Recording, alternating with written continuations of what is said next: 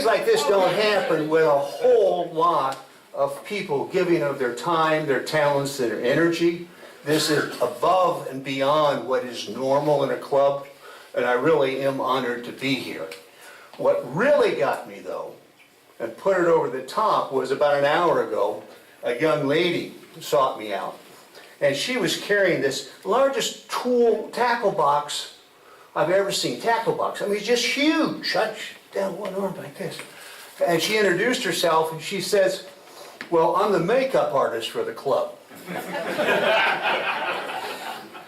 And she said, you know, we record all the demonstrations and we put them in our library, and my job is to make sure that all the demonstrators look as good as they can. And I'm thinking, I don't think this is going to work very well. And I started to tell her, no, thank you. And then I said, you know, I got to be honest with you. On some of the home movies, I've noticed that, you know, my high forehead kind of shines light back. Can you do something about that? And she said, your bald spot? She says, yeah, I can do something about that. And she opens up this tackle box. She goes down, goes down, goes down, and she pulls this out and gives it to me.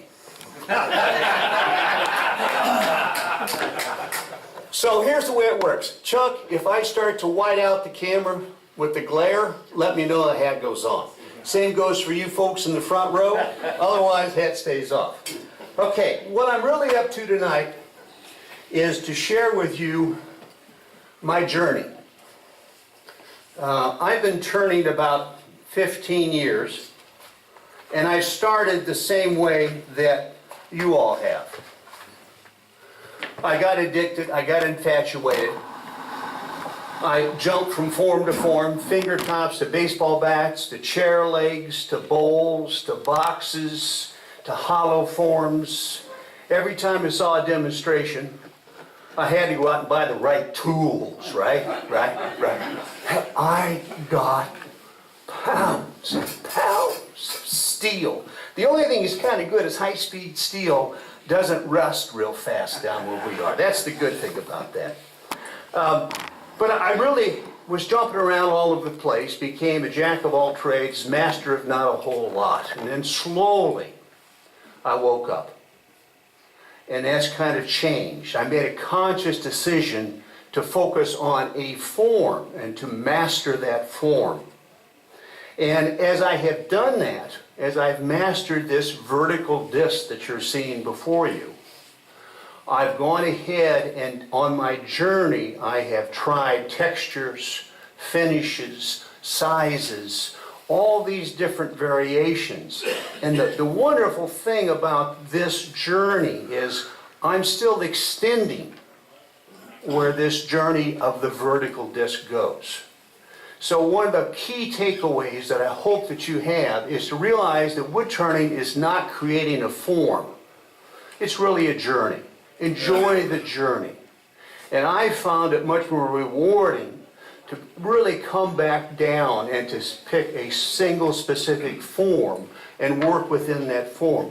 I've been doing it for 5 years now on the same form, and I'm nowhere near done. You had asked me where this idea came from. Well, one day I was finishing up a batch of these. It's an Ekman vessel. It's kind of simple, nothing real fancy about it. It's ambrosia maple. It's all about the beauty of the wood. It's a functional item with the frog in the center. And then I enter the most creative time of the day for me, which is normally about 1:30, about nap time. And as I closed my eyes, I was thinking about this form, and the thought said, what happens if I take this and I do this? I go from the horizontal to the vertical. And I fell asleep. As I slept, what my memory drug up was a class with Ray Key many years before. And one of the forms that Ray showed us how to make was a vertical disc. Now I can still remember Ray. Say, this is how you make it. I have not resolved the base. That's classic Ray Key. And I didn't understand it at that time, but what he was really saying is that half of it is resolving how to make the disc. The other half is what kind of base you put on it. And I've gone through a dozen, 20 different bases over time trying to settle in towards one that works.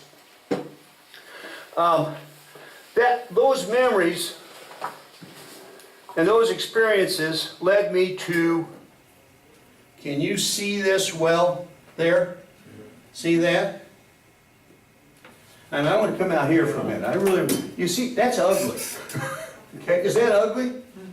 Yep. This is my first successful vertical disc.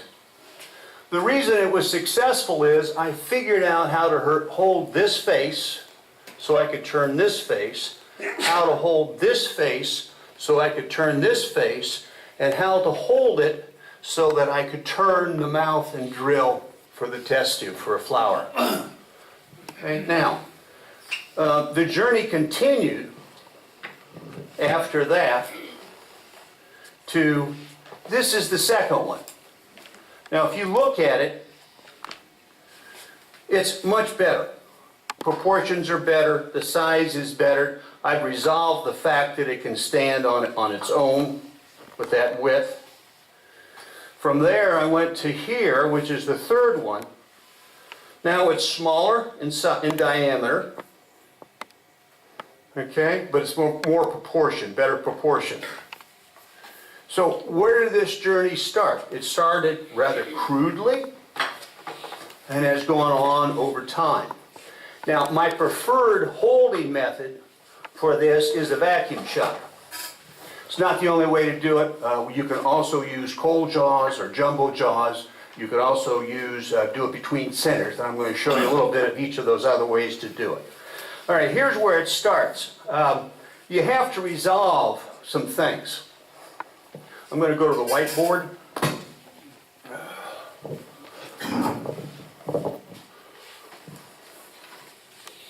Is this better if I move it back a little bit for everybody? No. You okay? You okay? Okay, here's what we have to do. We're going to take a block of wood.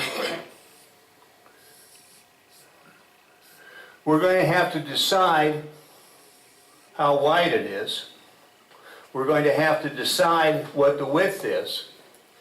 And in there, we're going to, I need to get a profile view in here too. So here's our disc. The question is, how large is it? If you get it too small, it doesn't look right. If you get it too large, it won't stand up because how wide is it? Well, it's about just a 2-inch piece of wood. That's a standard easy wood to get. Then we have to think about the test tube. The test tube comes down 3 5/8. We have a screw chuck that comes in here to hold it. We don't want those two to butt into each other. If we go look at the profile, we have to remember that this profile comes in like this.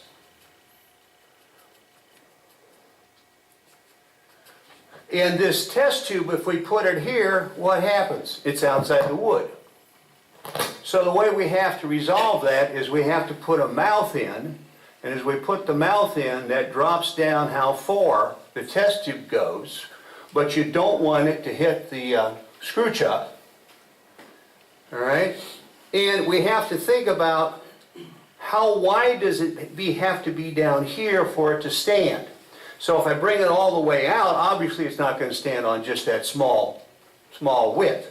How far up does it have to be so that it looks right and also stands? So all of those things have to be resolved before you all take the time to start one of these so that you can have a reasonable chance of success the first time you do it.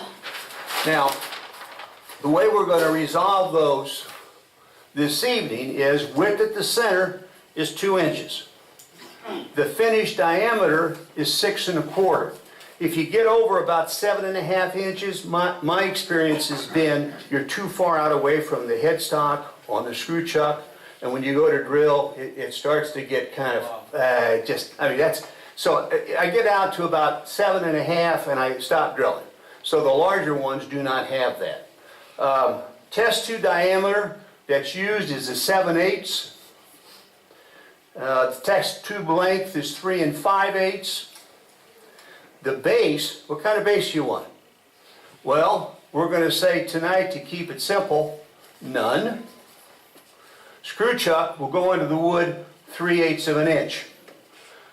Now, the key to the whole, one of the keys is right here. You kind of got to get your test tube set before you do the rest of it. Generally, on the ones you see on the table, those are from Craft Supply, and I'll pass around the sheet that will show you the actual specs on them. But for tonight, I'm going to use a 1/2 inch test tube, which is what I use in the small sizes, but it's faster to drill. Last thing you guys want to do is watch me drill all night long.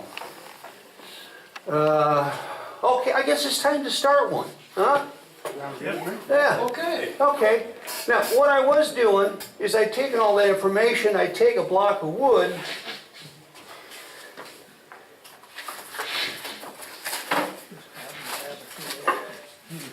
and I would lay it out on the block of wood.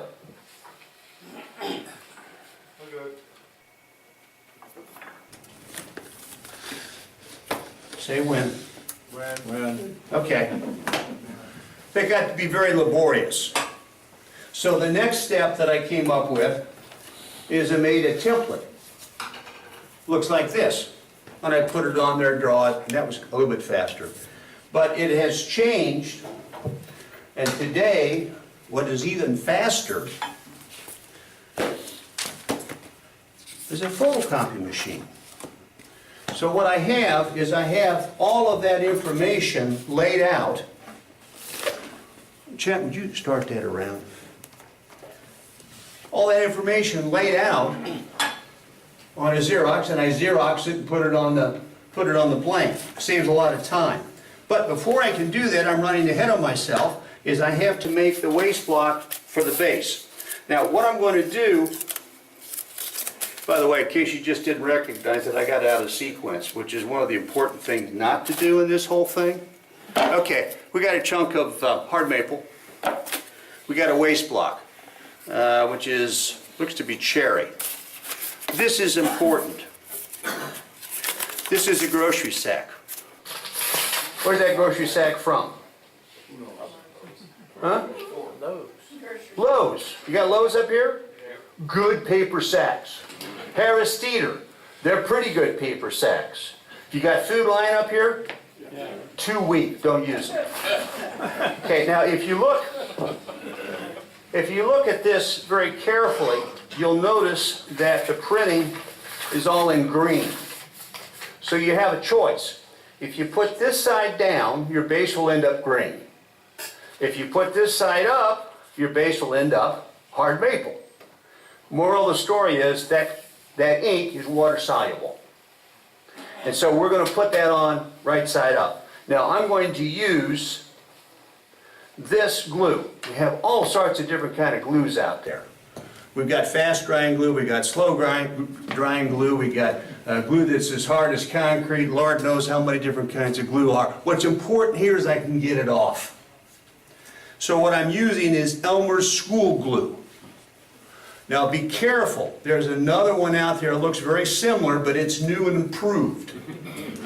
I don't want ink that's a glue that's not going to not come off. So get the cheap stuff, Elmer's school glue.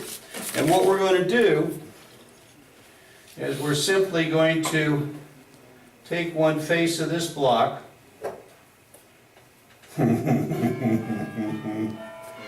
Saved by the bell.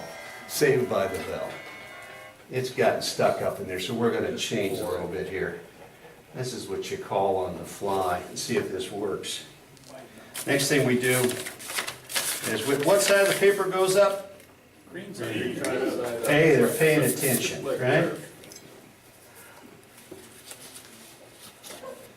I don't know what happened to my tip, but that's not a lot of glue. We don't really need a lot of glue. Okay, now it is a little important here that your waste block be exactly the same width or as your body. It just makes it easier on down the road.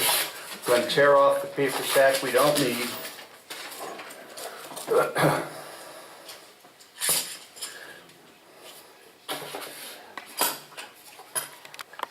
Now, I'm going to have to talk a bit while this glue dries. Would you like me to do that? Sure. Oh, long enough, okay. Like you said, but you know, he's the program chairman, he's the boss man, you know. Nope. But, see, Chet writes the check, right? Is that right? Who writes the check? Sam. Sam, where's Sam? Sam, is that enough? Is it dry now? Okay, close enough. All right, so here we go. We have it dry now.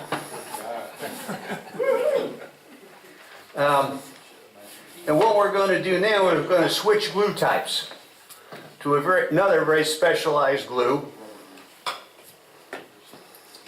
I am a fan of Elmer's. This is rubber cement, the non-wrinkle type. And what I'm going to do is I'm going to take that template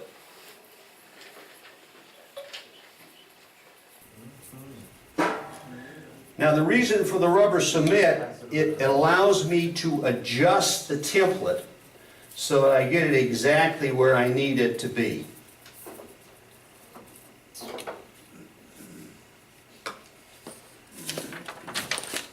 Now the key is right here. This is the point. And I have to have that match up with the line on the Xerox or the photocopy. So I'm going to put it on here and make sure, and actually I can't quite get it aligned well. So sometimes what I will do is I will take off a little bit of the waste paper so that I can see that line a little bit better. And now, dead on. You're going to hear me talk a lot about the importance of having all this stuff lined up. Well, that's going to happen next, because the next step is to take this center point right here and extend it here and drill a hole in the center of it. And it's very interesting, this project. You know, this is very early on in the sequence, and yet it's one of the final key ingredients. So you got all the stuff in between, but if you don't get this done right here, when you get down there, it ain't gonna work. It ain't gonna work, okay? So what I'm gonna do is, I'm very carefully going to measure that blank. I'm going to find the center, I'm going to extend this line across the face, across the top. I'm going to find the center and I'm going to mark it. Now, I know that my screw chuck takes a 3/8 inch diameter hole. I'm blessed at home that I have a machinist vise or an XY vise, so that I can come in and I can clamp this solid, and I can very carefully move it a fraction, move it a fraction, move it a fraction, move it a fraction. The other nice thing about it is when I do it on the drill press and bring that down, it's held firmly and the drill bit doesn't run on me. Unfortunately, there's not a drill press in this room, so I'm going to have to do it by hand. Okay, now we got that done. Fancy finger. This one? Yeah, You know, I was drilling a lot of holes with that before it wore out. Yeah. We're going to talk about that in a while. Okay, next step is we're going to take the blank to the bandsaw. And the key here is to not go inside of where your line is for the final diameter. There is a second line out there that gives you kind of some waste, but you want to keep it really close. Now again, we don't have a bandsaw in here, just like we don't have a drill press, so I brought along my favorite tool that I use in demonstrations like this to cut this out. Well, that's a good cut, man. A real Swiss knife has a saw. Pardon? A real Swiss knife has a saw. Oh, no, wait a minute. This is a real Swiss Army knife. Now, I know that Connie wants to get Larry one for Christmas, but I gotta tell you, Connie, make sure you get the one with the red handle, okay? All right, okay. MacGyver special. Pardon? MacGyver special. Absolutely. I think he had more tools on his than I do on mine.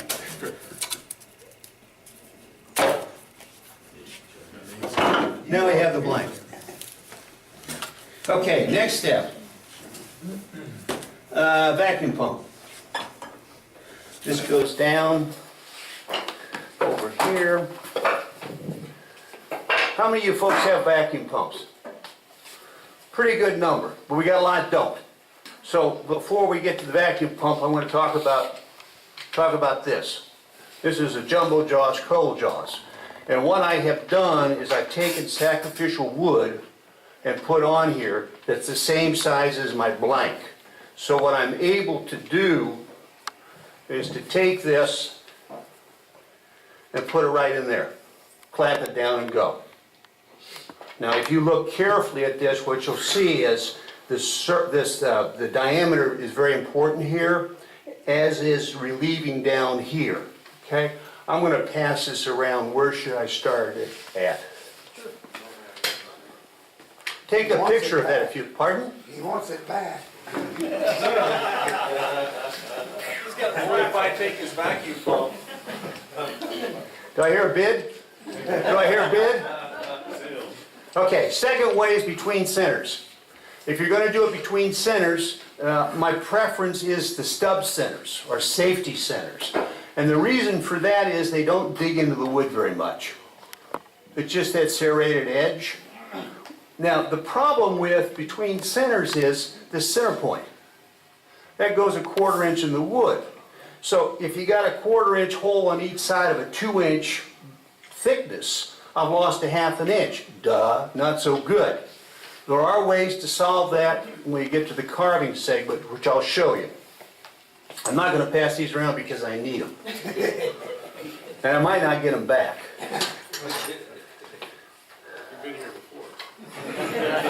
I hope to come back.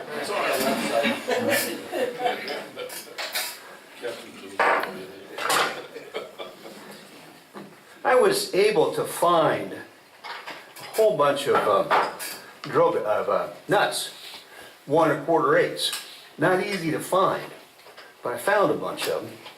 And so what I did is I made up my own chucks. Okay? This is the key right here. Is the 1 1/4 nuts. You can find one out here. Can you? There's a place here that sells them all. Back in Illinois when I was doing that, it was tough.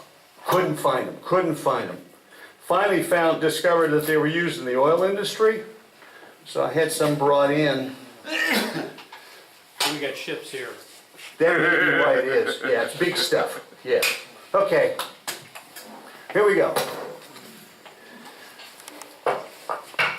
Vacuum pump on.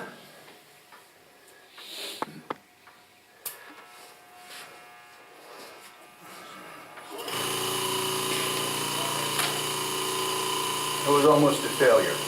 What I'm going to do is I'm going to put my finger right on that center point, because this all revolves around that center point. Right there. And put it right there.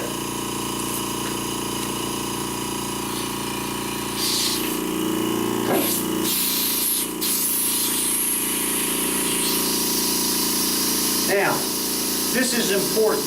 Chuck, I need you on that dot. If you can get on that dot, it would be good. And I need Bertha. Where's Bertha? Down on the grade. Thank you, sir. Who said that? You did good, Larry. Okay. What's going to happen is if I don't center this exactly, I will be off when it comes to drill the hole for the test tube. And what I'm trying to do is at the very top of this,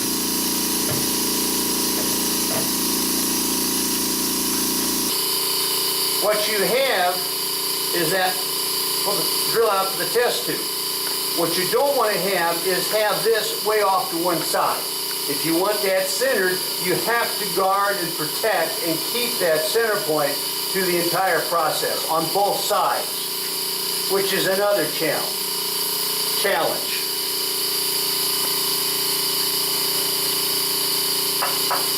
We had John Jordan down in our club, and he made a really big thing about not using your hand to do stuff like that.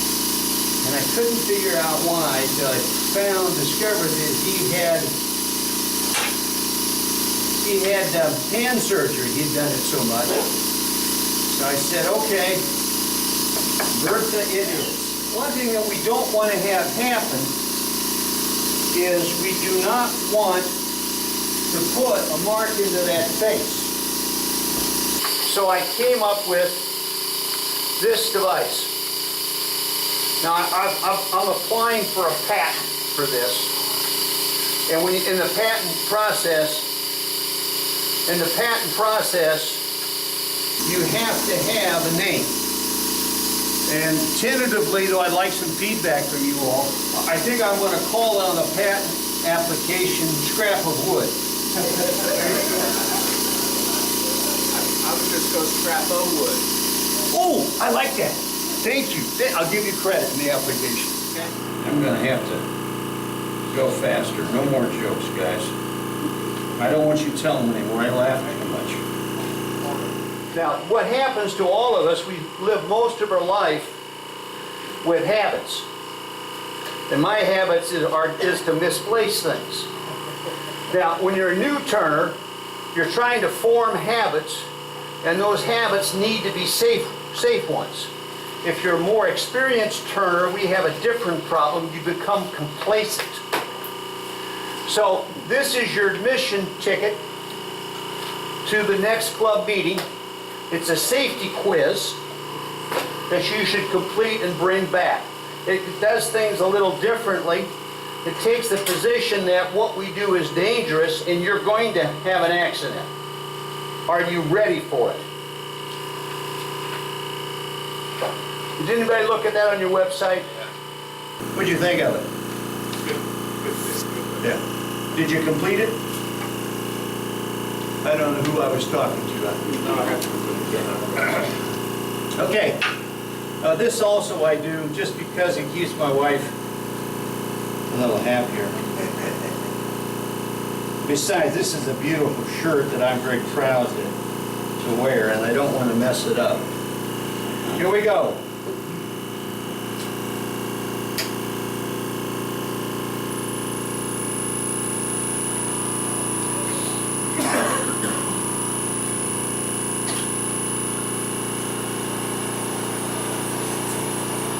First step is simply to true up the disc.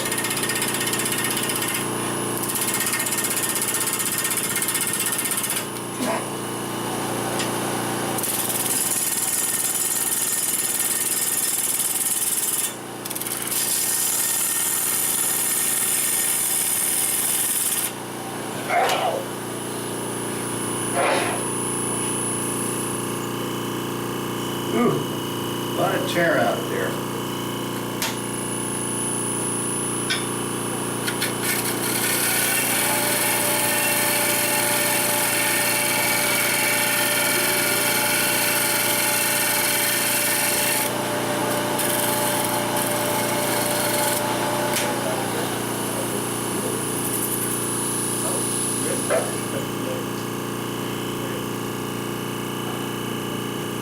Okay, I'm good to go. Next step is to give yourself some sight lines. Chuck, this needs to come to right here. I'm going to take my pencil, put it on the tool rest, and I'm going to make two lines. One goes on the outside of the screw chuck hole. Second one goes on the other side, and a third goes in the center of the two. What these are used for is sight lines as you start to create the disc. One of the nice things about the old scrap of wood, thank you, sir, is that I don't have to worry about hitting it with the bowl gouge. Now, at this point, we really don't need the template.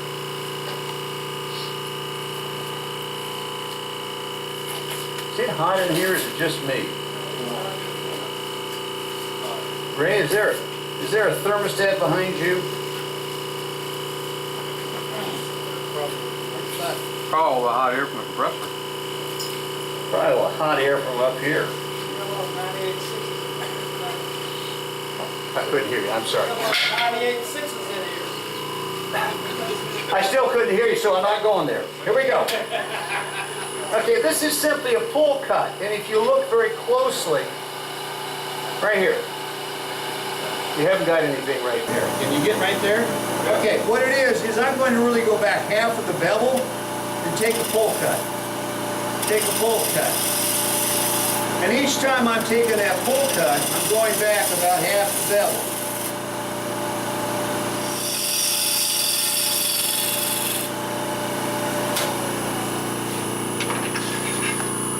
See, the nice thing about that scrap of wood is it stays where you put it.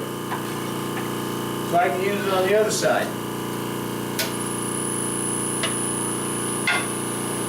You're always supposed to turn off the lathe before you move the tool rest. Do you know why? Well, that's why I sharpened it before I started.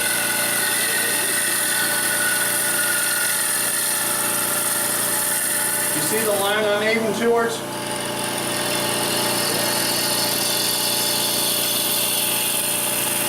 Now, the next thing we're going to do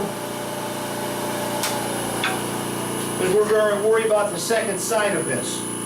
One of the real issues that happens is that when I create this face, I can't see this one. This isn't engineering. They don't have to be perfect, but they have to be highly similar. So what I've learned to do is to take this, put it across here, and capture that. Now I don't like that curve yet, it's pretty gross. So let's refine it a little bit. Here we go, we're just going to use the bowl gouge. I'm going to clean that curve up.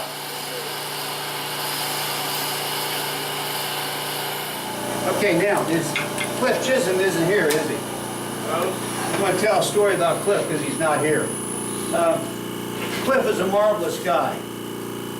You know, every time he talks, I try to pay attention. We were at Aramont together some time ago, and he was talking about boat builders that would take an angle grinder, put a 2-inch square of plywood on the angle grinder, cover it with sandpaper, and use that to smooth the curves on a wooden boat. Well, as soon as I heard that, I put this in the file called Cliff's Pearls, right? All right, so I'm making some of these. I'm fighting with my 2-inch disc trying to get these smoothed down. It just wasn't working. So I go, Cliff, 2-inch foam board, rubber cement, 150 grit.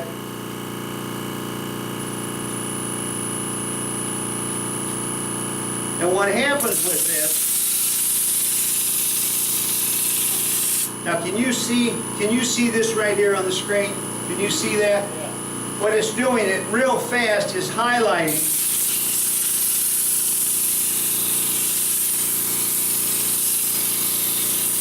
Now what happens on a disc is as soon as you get it finished, if you have one of those valleys in here, it's going to stick out like a sore thumb. Once we get that pretty well cleaned up, we're going to go back with the grain.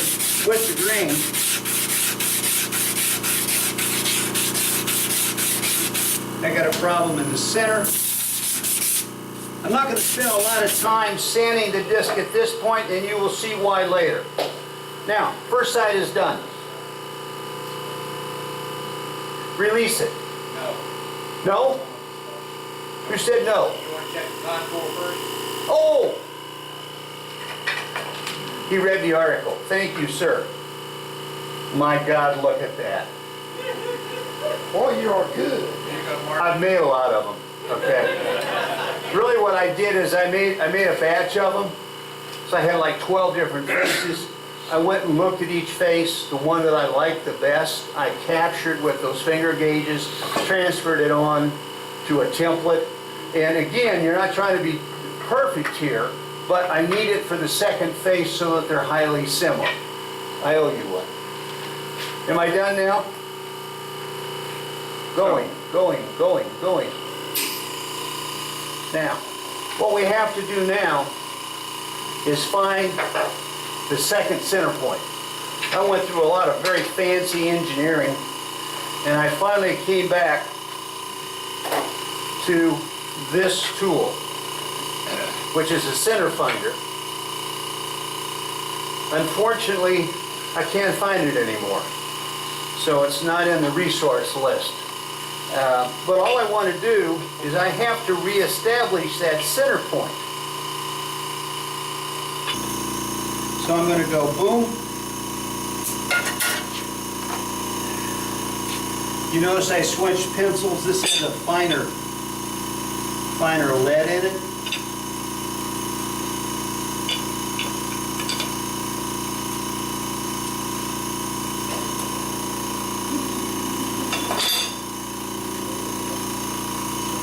Put my thumb on it,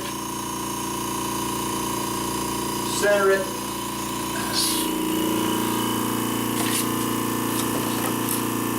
Now we're gonna make sure that that's centered two different ways now.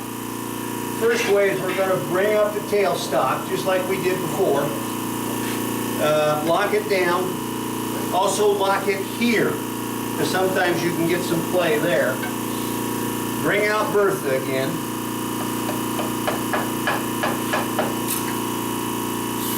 A little scrap of wood fell down almost. Oh, it did?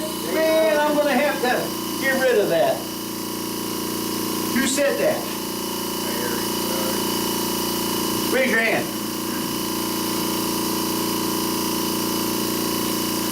Better write patent pending on it. Now, What do you turn the vacuum down to move that piece? yes.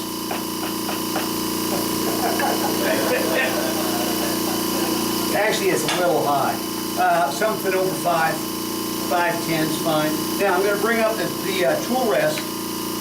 And your eye is a very excellent gauge of distance. So this is a real important point. Don't spin it here, because every time you do, you move it. So you got to spin it at here. And I'll look at this gap, and it's a little off there.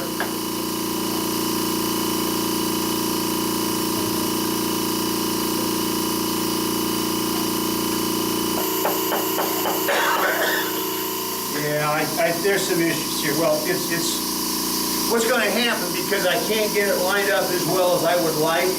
When I go to marry the two faces at this center point, it's going to be off some. That's what it is. If you're a really good turner, you get to the point you say, yep, that's what it is. All right, let's get this out of the way. And get the pressure back up.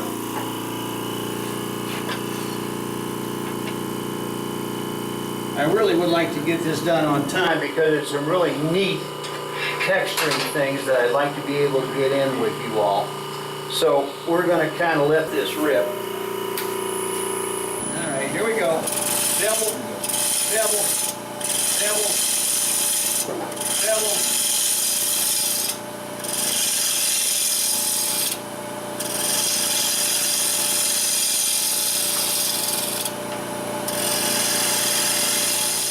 Okay, now what I'm going to do next is take my template and a piece of white chalk. And what I'm seeing is I'm high here. Can you see that? All right. So we're going to work on that, and I got a little bit more to take off before I marry them.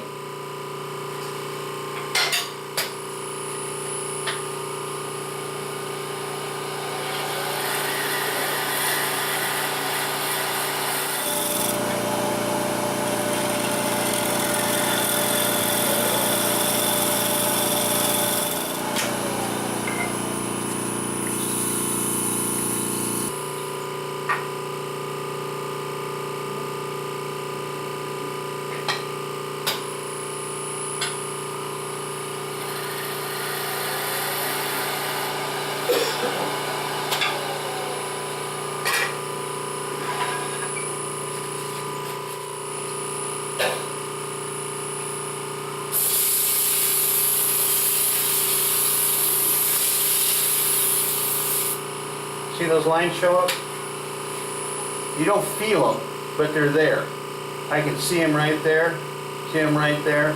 And it's all because of this Cliff Chisholm sanding concept. So next time you see Cliff, tell him that I talked about his pearls. Because it really is cool. It's the larger size. This is 2-inch styrofoam, or insulation board. But what happens with it, over time, it starts to have the contour of the disc face itself. And all I'm trying to do is to get any valleys or ridges removed from the face.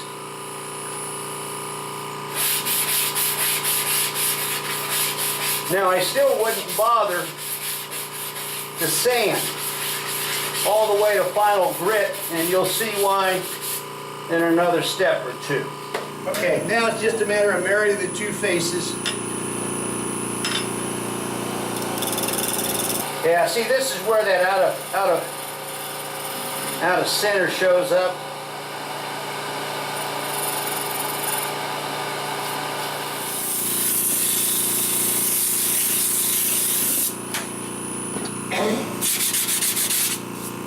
Done. Use the vacuum. We're ready for the next step. Oh, that's better. All right.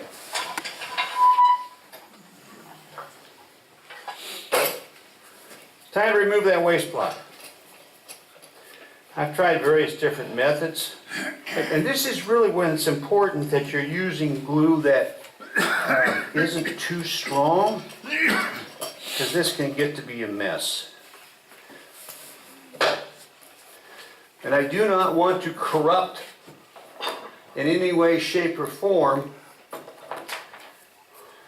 the flat. It has to be maintained for this to be able to stand up. So I'm going to take a small chisel, nothing fancy here. No, don't do it that way. I got to do it that way. I can't do it otherwise up here. Normally I put it in a vise at home, but it's not a hard hit. Look at that. Oh, I love that. I love that. I love that. Make another waistcoat block. May I present this to you? Okay, now, everything I said about Elmer's school glue, that's where you can remove it from walls, comes into play here. Because what we're going to do is we're going to take some water. This is very special water. And we got to get all that glue off of there. It's going to screw up the finish. So what we're going to do is take it out of, this is heavy water, by the way. Okay? Let that sit in there a bit. Take a cabinet scraper. Start with the cabinet scraper. And all we're going to do is take off all of that glue. Now, if you've used the wrong side of the grocery sack, It'll look green. now it will be green. Okay? Then I'm going to follow that with non-woven abrasive. They have it here at Woodcraft. This is the purple, the green is all right too. And I'm going to finish removing any glue residuals that are left. All right? Any questions to this point? Oh, it stands. Any questions? All right. Next step. Where do you get that water from? Well, you know, they only have water as good as that in Norfolk. Here's our next problem. We're going to set this disc on the headstock, and we're going to turn it, and we've got to cut that mouth. Well, if you think about it, we're turning an awful lot of air. So before I do that, I'm going to do a practice piece. What I've done is taken a 1x4, I've chucked it up in a stronghold chuck. I'm going to turn down the speed, stand aside, turn up the speed.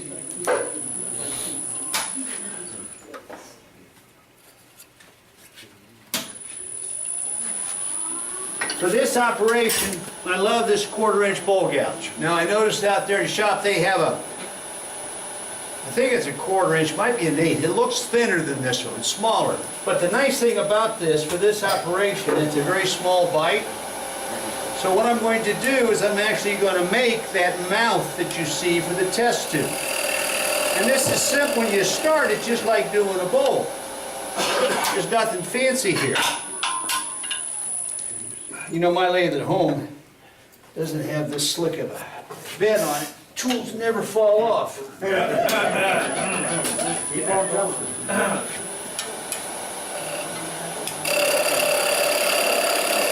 I'm just making a bowl, right? Same way, except one difference is I start getting out here where I cut air.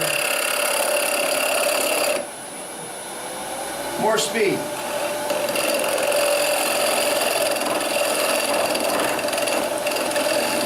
Now the key on this is to take the bevel of the tool and ride it back up that wall.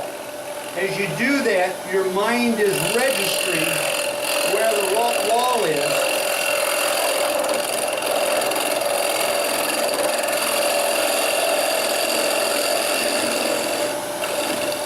This is also a point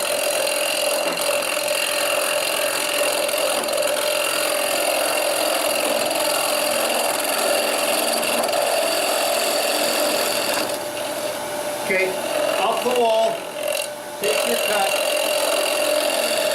finish it.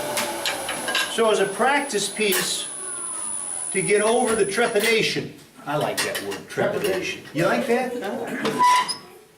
If you're scared out of your gourd, what you do is take 1x4, check it up, and it looks like it's really hard, but guys, I gotta tell you, as long as you back up that wall, it's not, okay? That's a practice piece. Now we're going to move to the screw chuck, which is what this is. Also called a woodworm. Now I use my larger chuck, the stronghold chuck for this. I think that the mass just gives the whole process more stability.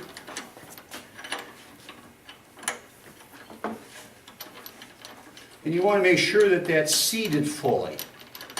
It's very easy to get these things not seated properly. It's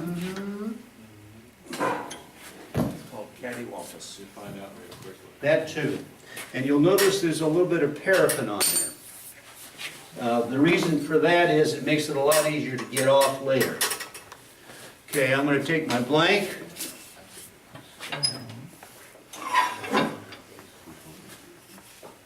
And I got to talk about this for a minute. We have another issue that we need to address and think about, is that when we put this on the screw chuck, the chuck itself is going to touch here and it's going to touch here. It's not a whole lot of contact. Right? Not a whole lot of contact. This is really funny. I want you guys to see, so I want to do this, but then you can't see. Anyway, so the resolution to this is I came up with something very simple. I just call it a stiffener. It's steel, flat and stiff. And what I'm going to do is I'm going to put that on the screw chuck. Now all of a sudden, when I look at the bottom, it's full contact. The other little thing that happens is as I get out here towards the end, if I have any adjustments I need to make, with this I can put small shims under. I love to use sandpaper, by the way, to actually bring that center of that up, and it holds against the steel. So what we're going to do now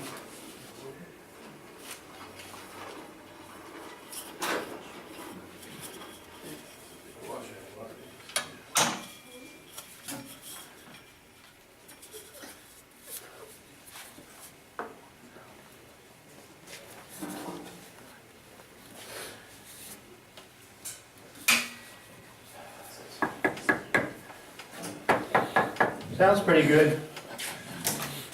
Next trick is to not to forget to make a mark 1.25 inches down, which is the depth of the mouth. So it's right there. So I want to make that mouth go down to that mark. Now, there's a lot of details to this piece, but it, again, is all in the article that's on your website, site, that too. It's important that you listen.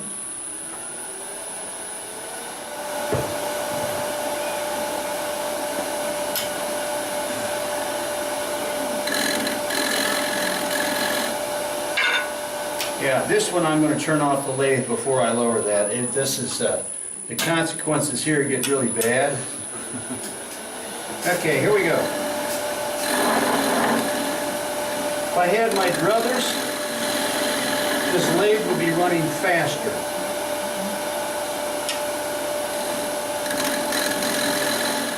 Back up the wall. Hear that noise? Can you hear that? Hear it? So we stop. Let's tighten it up a little bit more.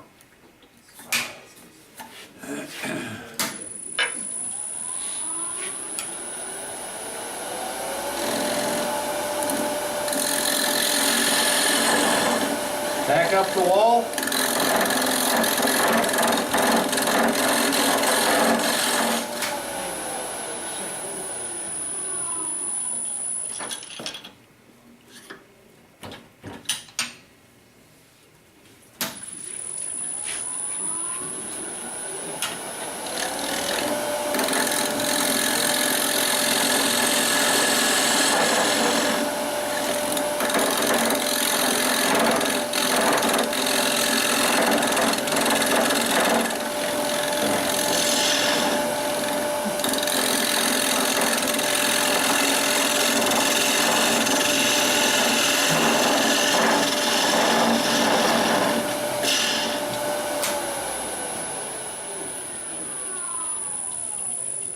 It's important that you move the tool rest up and that you not get too far over the tool rest. It's also important that you make sure that you clear.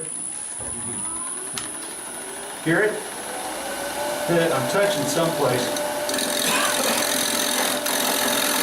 I'm going to stop. It's too early. I should go in further, truthfully.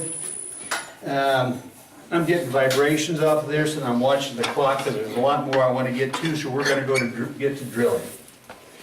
I want to ask this group a question because somebody here will probably know. When was the Morris taper invented? And who invented it? Samuel Morris. Force and resist it well. As long as they're mated and the surfaces are true, it's an extremely powerful hole. The problem is if they're not pressed together, oh God, is there a disaster. Okay?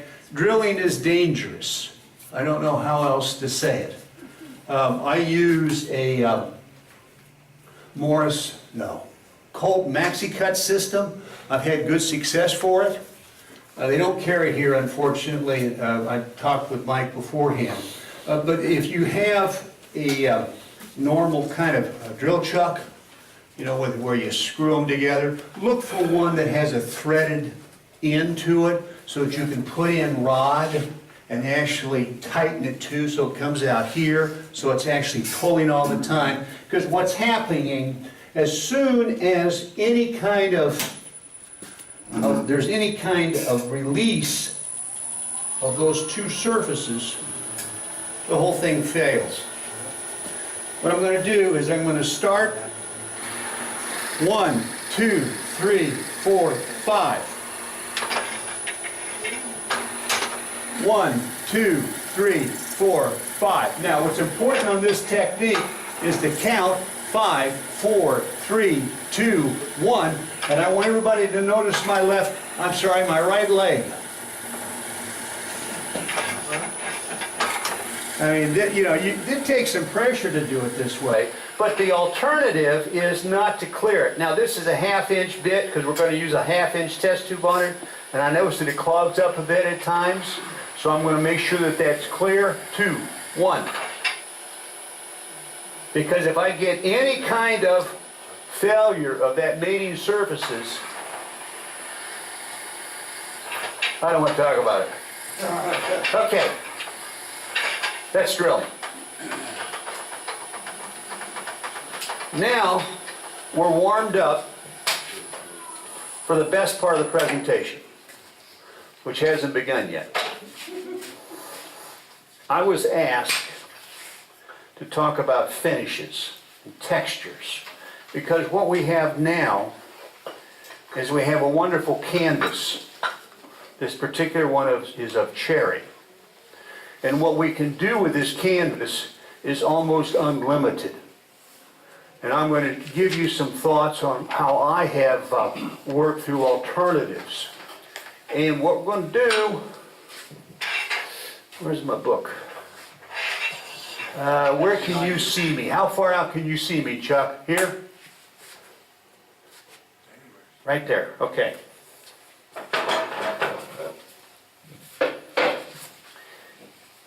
Also in your handout on the website is some information and ruminations on color that I put together for you. And when I started working on this for the club, I very carefully created this matrix. Now this matrix is 12 rows over, no, 12 columns over, 20 rows down. And I was trying to deal with woods and texture and color possibilities, and all the red lines were conflicts. And what it dawned on me was that you cannot solve a three-dimensional matrix problem on paper and pencil. You can't do it. Just don't work. 3 dimensions, 2 dimensions isn't 5. So instead, what I reflected on was that when you get to this stage, you have to think in terms of 3 points. The first point is the beauty of natural wood. Second point, or second situation, is conflicted wood. And the third one is plain wood. And anytime you start a piece, you have to resolve, before you really put it on the lathe, which of these paths you're going to take. Now, if you take, it's the natural beauty of the wood, you have 2 issues you have to resolve. You want the grain to stand out. So if you're dealing with a coccobola, ambrosia maple, a burl, what you want to do is typically I would use some kind of a tung oil, and it pops the grain, or makes it beautiful. There is a problem though, is some of those finishes are yellowing, and so you want to try to avoid the yellowing tung oil finishes. The second issue is even more of a problem. This is a piece that I turned in 2007. It's of box elder. Now, I don't know if you can see can you see the color in the bottom of that vase? Just a bare hint of the red. Can you see that? Okay, very well done. Okay. This vase since then has been inside my wife's curio cabinet, behind glass, out of direct sunlight, never really been exposed to UV rays. This is a companion piece that I rough turned and put away in 2008 of the same tree. You see what I lost? All right, this is mind-boggling. As woodturners, we have not paid enough attention to the impact of UV rays on our work. So what I've tried to do in recent times is to do one of a couple different things. If I'm dealing with the natural beauty of the wood, I want to preserve the natural beauty. I have to protect the wood from UV rays. So my choices are either to put on a final coat of a Krylon UV resistant spray or a Chromacraft spray lacquer that has UV inhibitors in it, or I make my own finish with a mixture of equal measures of naphtha, pure tung oil, and spar varnish, which has the UV inhibitors in it. Now, whether it will be totally effective in preventing this has to be in 5 years, okay? But that's the intent. All right, the second case we have is what? Conflicted grain.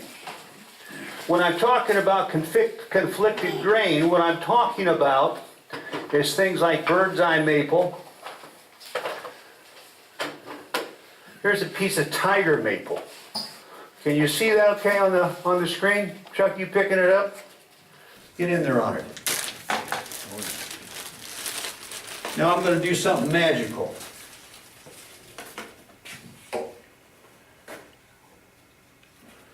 Kind of giving very strict instructions. I'm not supposed to bring home any blue fingers. Okay, this is an alcohol-based dye. Dyes, whether they're alcohol-based or water-based, have a miraculous ability to take conflicted grain, very carefully close that, and watch what happens. You see what happens? Which way? Your left. Head stuck. My left? Headstock. Towards the headstock. Your left. There. Got it? Some more. A little bit more. Put it on top of that, the brown wood there. Beautiful. Got it? That's good. Now, here we go. Nothing, dye. Okay, now, here's dye with finish. All right? So if I have a conflicted grain, my paths that are open are the dyes. Now, I typically don't use alcohol-based dyes. There's pros and cons there. The good thing about it is it dry quick, so it's appropriate for a demonstration like this. The bad things about it are that there's a lot of VOCs. You have to use a well-ventilated space. I started dyeing when I was in Illinois in my basement. I didn't want the fumes in my basement, so that was kind of out of the question. The alcohol-based dyes do not blend well with each other. So it's a whole different technique. It's the difference between using, if you paint a car, you put on one coat, you put on a second coat, you can feather it, but it doesn't react with the preceding coat because the alcohol-based dye dyes too fast. If I use water-based, what happens is on these piece right here, what's happening is I put in a coat of black, and then I'm putting on a coat of blue, and I put on a coat of black, take off most of black. Now, the water-based dyes go into the grain of the wood. So I can sand and sand and sand, but I can't get it out of the pores. So when I put on a second color, where there's still black in the pores, it changes the hue, and you get this beautiful natural striation. Also works well with crotch wood. All right? Alcohol-based. So, if it's conflicted wood, crotch wood, tiger maple, bird's eye maple, okay? Same piece. Here's some of the things that you can do with plain wood. I love to use milk paint, and they have milk paint here in the store. And you can use it in a couple different ways, but the base part of this whole theory is to take your plain wood and to create in that plain wood multiple levels.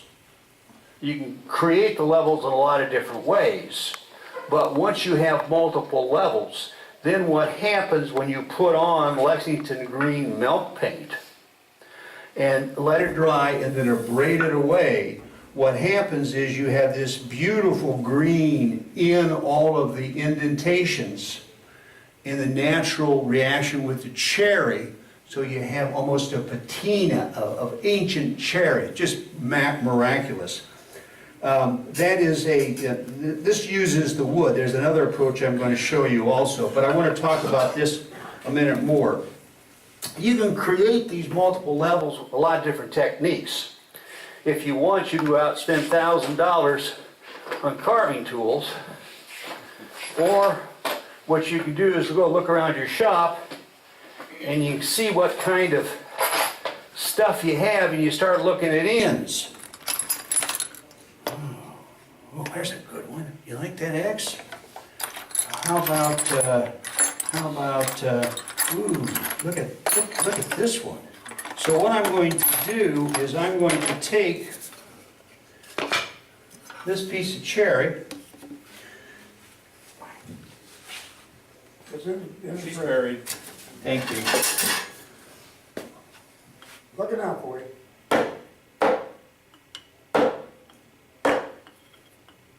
Let's change it up. Let's try this one.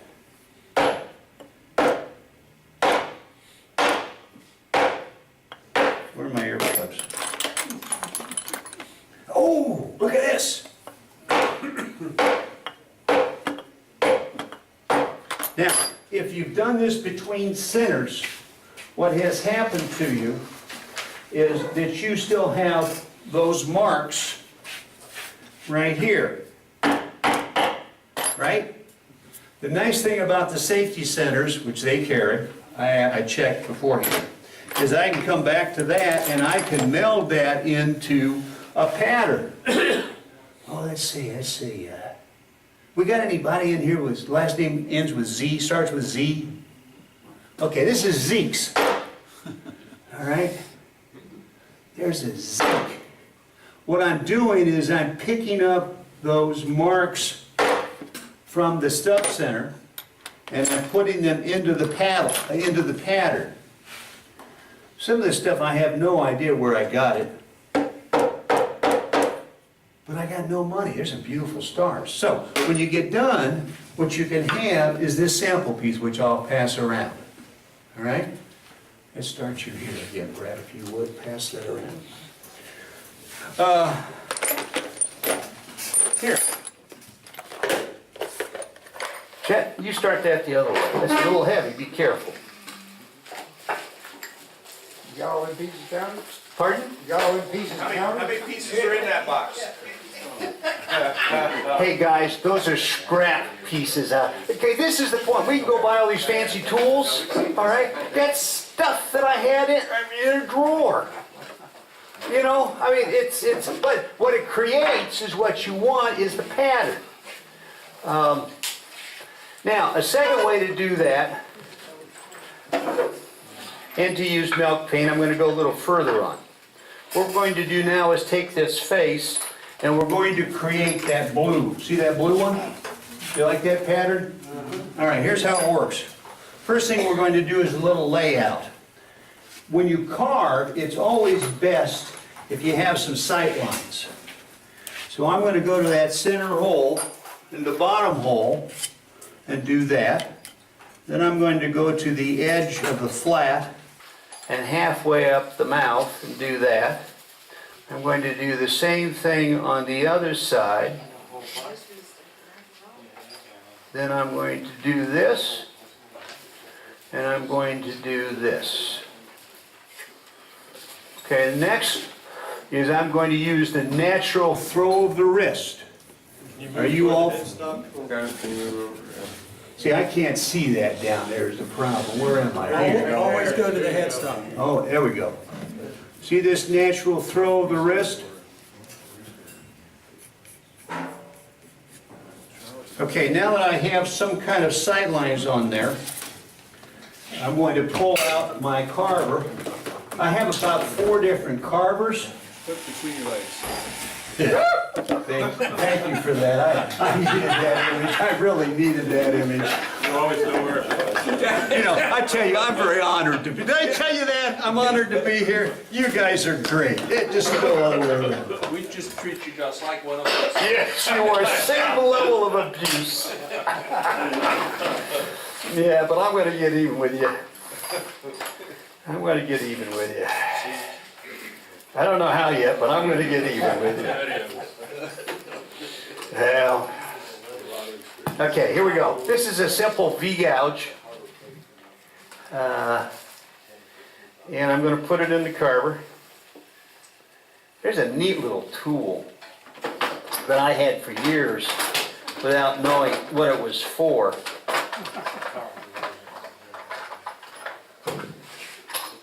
It's that. You can't see it. Go to the headstone. There you go. See that? Of course, you guys already probably knew what that was for, right? It's a wrench. That was a seat off a Camaro. I'm gonna patent that. But the problem is there's so many machinists in here, they'll figure out how to make it cheaper. Here we go. Okay, now, all this is this.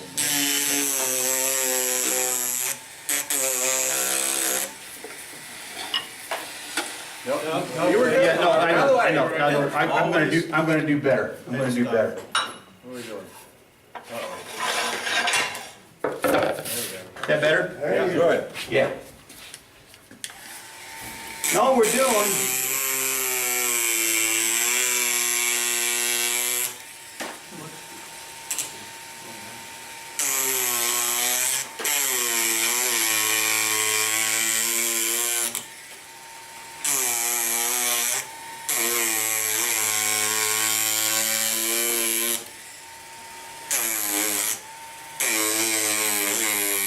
now as we get further around the disc, what will happen is every once in a while I gotta put in a short one down here.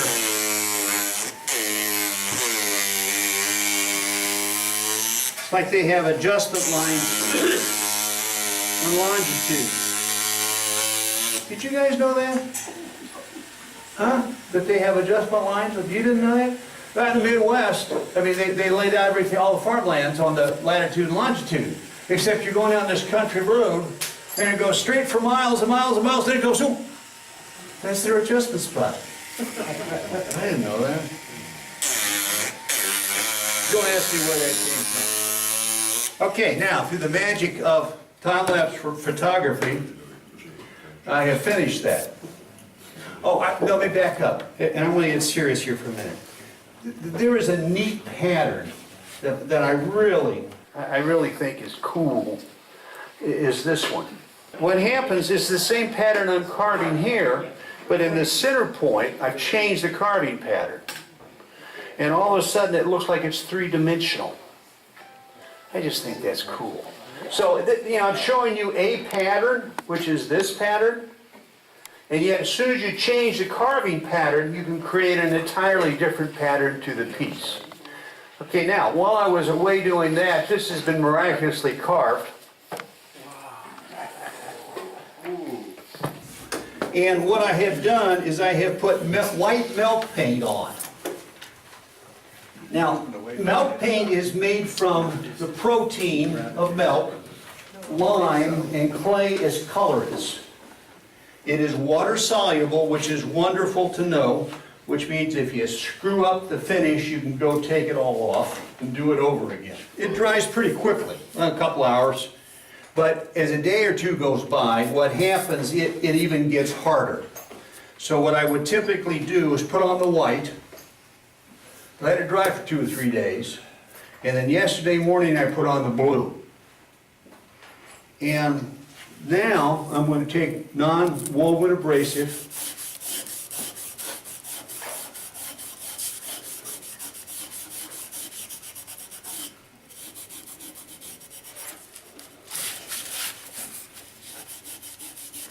now, when you work with milk paint, at the end of the day, part of it is always a surprise. It's how thick the paint is in a particular point. How many interruptions you got, and you went back over one place too much. And you also have decisions to make about how much you want to abrade off. What this is a two-color approach. I had talked about the Lexington green being a one color in the wood, but now what I'm doing is I'm abrading away all of the milk paint on the upper surface to create a complex color. Blue is a milk paint also. Yeah, it's the Federal Blue. It comes in like 20 different shades. They got a bunch of them out there. And you can mix them so that you can get all different shades of color, mixing the various colors. Okay, so you had a one stage, which is the Lexington green, abraded away to leave the patina of the wood. This is a two color. What I hope you take away more than anything else from this evening is the thought that wood turning is a journey. It isn't about making something. It's about discovering new things, enjoying those discoveries. It's not about being perfect, it's about making mistakes. If you enjoy the journey of enjoy the journey of wood turning, you've had a really good life. And I will take questions or to illustrate any more of the patterns that you'd like to see me complete. I was told to be done at 8:30, and I have 34 seconds. Yes, sir. The copper and Lexington green, Yes. is that a copper color? No. If you look at that, the sample board that went around, Yeah. that actually was a piece of cherry. I got it up front. Right here, right here. No, I'm looking for this. This is what it was, Okay. okay? But what happens is the lime in the milk paint reacts with the tannin in the cherry and creates this beautiful aged dark cherry color. It's almost a patina, you know? It's just beautiful, I think, but that's where it comes from. So it's the Lexington green abraded away to reveal the wood, and that wood will look that color. Okay, so you just put that on there, you marked it, Yep. and then put the Lexington green on there, polished it off, and then. Yes, put that's the what was copper there. underneath. Wow. Yeah, cool. Yes, sir. What's the thickness of your waste scrap that goes on the bottom, or how deep is that? That's a serious question. I'll give you a couple answers. It isn't hugely important. All you have to do is be able to complete the circle. In other words, if I got a piece of 1 inch, I use that. I think the minimum it can be is 5/8. And actually, truthfully, you don't have to complete the circle. Right, But if you don't use the waste block, just cut a flat, yeah. what happens is you'll get tear out. I was just wondering how big a base, what was the dimension from the original circle into the? Yeah, if you go back and look at the article, that dimension's there, Okay, okay? Because you can make it lumpy, yeah, or you can make it too skinny so it won't stand up. You are correct, it's a key dimension, it's in the article, okay? I don't remember offhand, okay? Yes, sir? Have you tried putting that back on the vacuum chuck and using one of the star engraving tools or Vase turning, anything like that? You talking about the Sorby? Yes, it is a whole different texture. I have used that. The key to that is you want to do that Sorby texturing before you cut the mouth. So you're going to form the first face, you're going to rough sand it, okay? Then you're going to go back and use the Sorby texturing tool. Now you have a problem in that if you get too deep, when you go to put it on the vacuum chuck, you can't hold a vacuum. So you gotta, the Sorby texturing tool also works far better on hard maple than it does on cherry. Cherry's a little too soft, and it just doesn't turn out as well. But that's a good, the objection to it in my mind, not objection, my hesitation is the pattern. I'm trying to create things that lead your eye up to the top where the flower is. And when you go into a circular pattern, all of a sudden your eye is conflicted between the flower here and the center there. Okay? Now, I want to talk about this. This is the latest edition. I'd never done this. I had my host family in Colombia gave me a slab of walnut that had natural edge on it. I said, oh wow. I said, let's try that. So I tried that, and this goes back to, it can be just the wood. It doesn't have to be all this fancy carving. You still have the same issue, that's walnut, you put it in UV rays, what's gonna happen? It's gonna have a color change. Therefore, that is coated with tung oil, naphtha, and spar varnish. Going once? Yeah, one over here. Yes, sir. The spray dye, alcohol-based Yeah. dyes, do you use that on a large surface area, like maybe 12 square inch surface area? I wouldn't, I'd fall over half drunk. Okay. I'm sorry, okay. The question is that drives so fast, Yeah, it does, you get overlaps and you get streaks. you get all sorts of You problems. had some- So use water-based. Yeah, that's- Yeah, and I really like the water-based because of the properties of water-based, it goes into the grain. So I can get some marvelous reaction by creating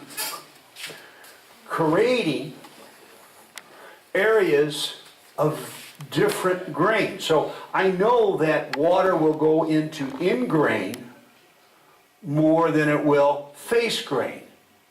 Therefore, that's why this edge is darker and this center part is lighter. If I create this pattern, what I'm really doing is I'm creating more in grain, so the black dye goes in there more, and therefore I have this beautiful, not only pattern, but also complex color operation. I can't, now, to do that with alcohol-based, I would have to coat the piece in red. Now I'd have to come back and use my airbrush very carefully to do that, I can't do it. Maybe some other airbrush artist can, but I can't. So, but that's a good question. Yes, sir? It looked like you had a plastic film or saran wrap on your vacuum truck. Yes. Why is that? What will happen is, okay, so that chuck is actually a piece of PVC. At the end, I have wrapped it with a very expensive material called Fun Foam from Michael's, about $1 a sheet. It's an adhesive back closed cell neoprene. What I know is that when I jam this inside a bowl or such, you still get a little of this, and I'd end up with a black ring. When I put on the saran wrap, it stops that problem. That's why. And it'll wear through, and I can tear it off and put some more on, wrap it up with electrical tape. That's all. Good to know. To you. Any other questions? Dennis, I'd like to thank you very much, very informative. Enjoy the journey.